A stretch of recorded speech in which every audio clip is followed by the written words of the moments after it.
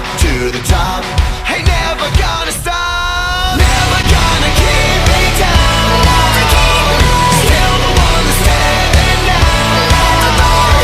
Yesterday is calling me, go down in history. Every day I fight to be legendary.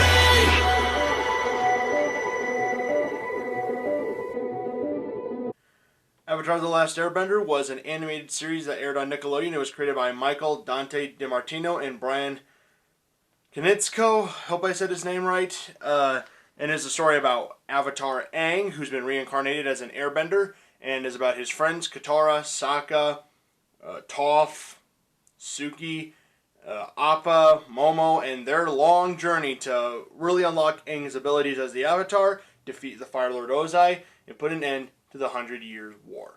Avatar is one of the most iconic animated shows of all time, at least in my opinion. I think it's very iconic.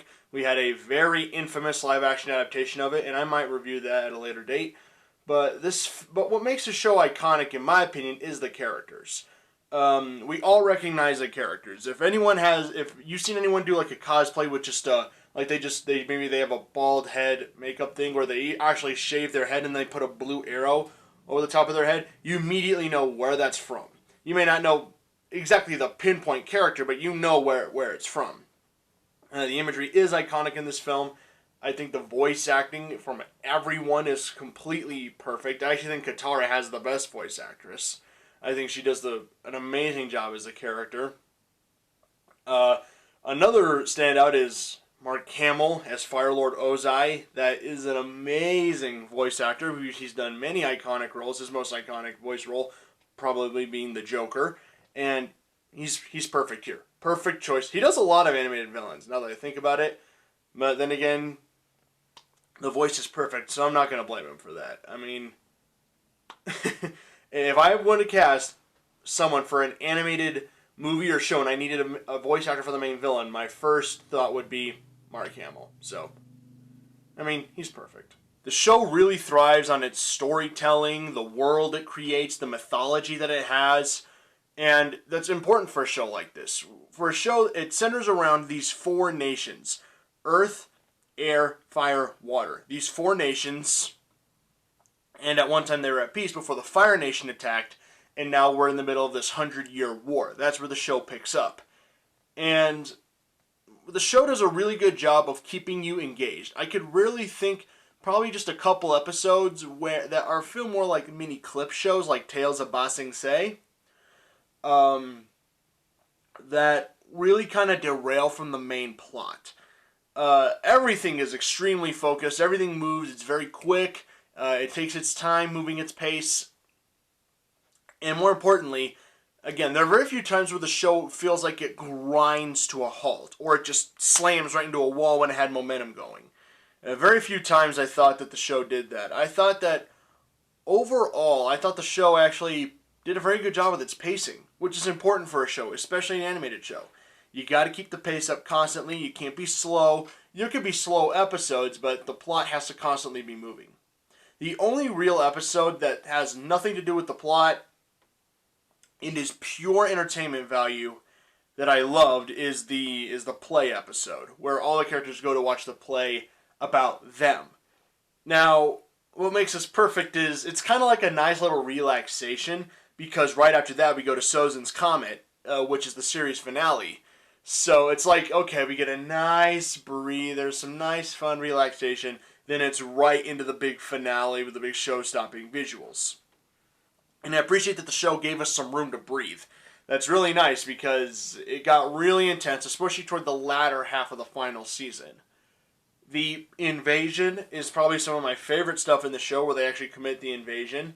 I love the episode where Aang has insomnia. He can't sleep because he's so nerve-wracked about having to take on Ozai. And it's actually really entertaining. One thing I do like about the show is that each character, they feel like real kids. Well, as real for this universe. They actually feel a bit more like teenagers than like 12, 13-year-old kids.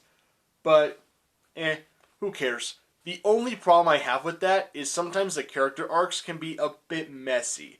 It feels like there are a few episodes, especially in the first season, where Aang, Katara, Sokka, they take a step forward, only they take like a couple steps backwards the next episode and they completely screw up, and we're like, come on, we were just past this, you just got through it, there was no need to do that, why did you go down this route? It's annoying, and I wish they hadn't done that. I wish they had just stuck to their guns, and I wish they had just kept the arcs going. That's the only problem I have, is that sometimes the arcs go back and forth, and I get that they're kids and they make mistakes, but at the same time, it's like, come on, we just went over this, you just got through this, why are you doing this? Some are understandable, and I'm a bit more forgiving, but then there are some mistakes where I'm like, we were going so well, and then you threw this in, and I don't know. I don't get it sometimes. The comedy in this show is amazing. I think it's spectacular. I think it's very well written. I love Sokka's sarcastic humor. I am a huge fan of sarcasm, so that flies very well for me. I love Katara, Aang, and Appa can get some laughs too, but Toph is amazing. I love Toph.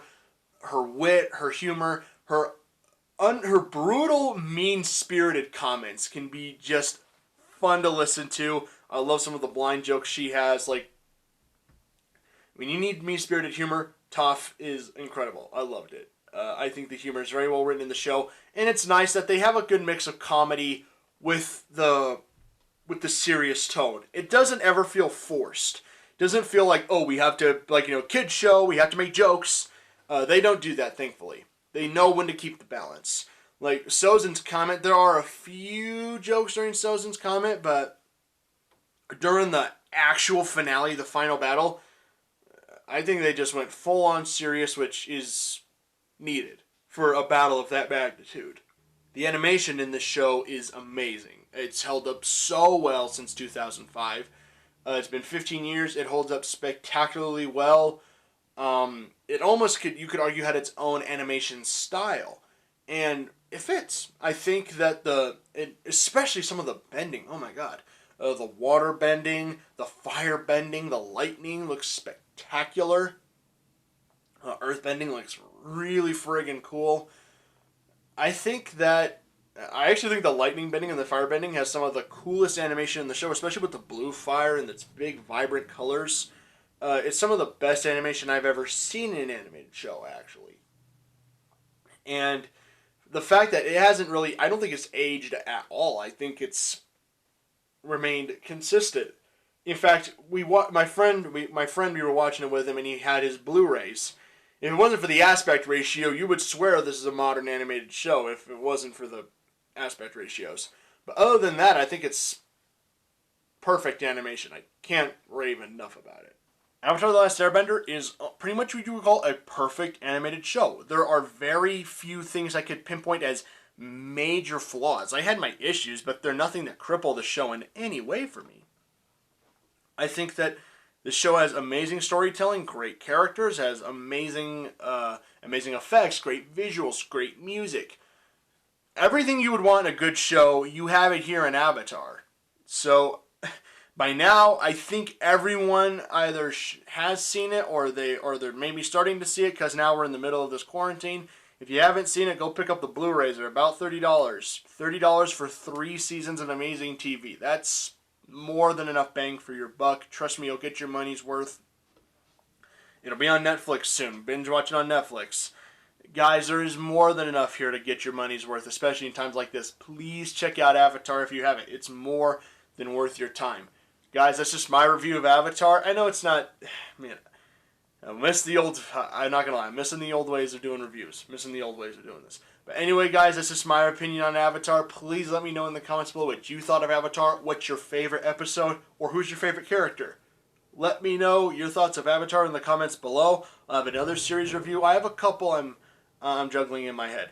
Anyways, that's it for me, guys, and I will see you nerds later.